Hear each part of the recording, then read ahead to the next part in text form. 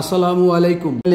যুবলীগের নেতাকে সারানোর তদবিরে জামায়াতের নেতাকর্মীরা টাঙ্গাইল সদর থানায় আটককৃত হলেন। টাঙ্গাইল শহর যুবলীগের আহ্বায়ক কমিটির অন্যতম সদস্য মানিক বাবু, শহর ছাত্রলীগের জয়েন্ট সেক্রেটারি ইসমাইল।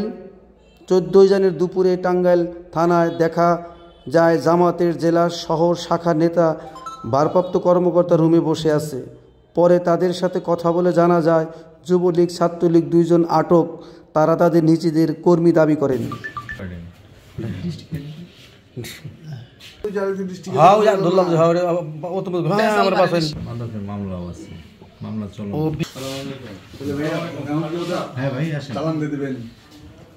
দেখি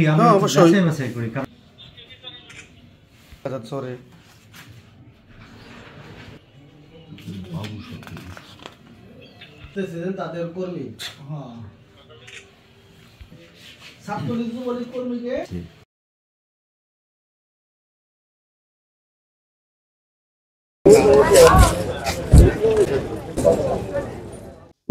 জড়িত।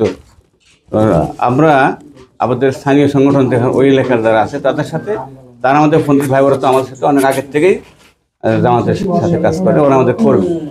তো যেহেতু তারা কর্মী, আমি জেলার দায়িত্বশীল, আমি তো সকল তো চিনি না, এটা সম্ভব হয় না। কারণ এই সময়টা যেটা গেছে, আমরা অনেক দায়িত্বশীলই তো হাইডে থেকে কাজ করছি, তাই আমাদের সকলে একে তৃণমূল চেনা সম্ভব হয় না। কিন্তু এখন আমরা প্রকাশ্যে কাজ করছি, অনেকের সাথে পরিচয় হচ্ছে বা ফেস টু ফেস দেখা হচ্ছে।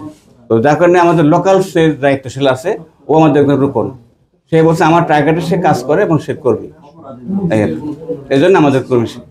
আর সে আগে থেকেই ছিল, এটা আমরা জানি যে সে ছাত্রলীগে বা যুবলীগে যেমন ইসমাইল এবং মানিক তারা ছিল, এখন আমাদের কর্মী অনেকদিন আগে। সদস্য ফর্ম পূরণ করেছেন আমাদের। আর সবচেয়ে বড় বিষয় হচ্ছে উনি 2023 সালে আমাদের কর্মী মানে কর্মীতে অগ্রগতি হয়েছে। এইটুকু, এর জন্য আমরা তাকে আমাদের জামাত ইসলামের কর্মী দাবি করছি।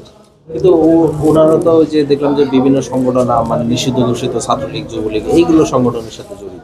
এখন মানুষ তো যে কোনো অর্গানাইজেশনে সম্পৃক্ততা থাকতে পারে। আমি বৈষম্য বিরোধী ছাত্র আন্দোলন করেছি, আরো আমার মতো অসংখ্য হাজার হাজার ছাত্র জনতার সাথে। তো আপনাদের মাধ্যমে আমার একটা প্রশ্ন আছে যাদের কাছে, সেটা হচ্ছে আমরা আসলে এমন একটা সমাজ চাই যে সমাজের মধ্যে কারো রাজনৈতিক পরিচয়ের কারণে কাউকে গ্রেফতার করা হবে, কাউকে ছেড়ে দেওয়া হবে, সেটা এমন না।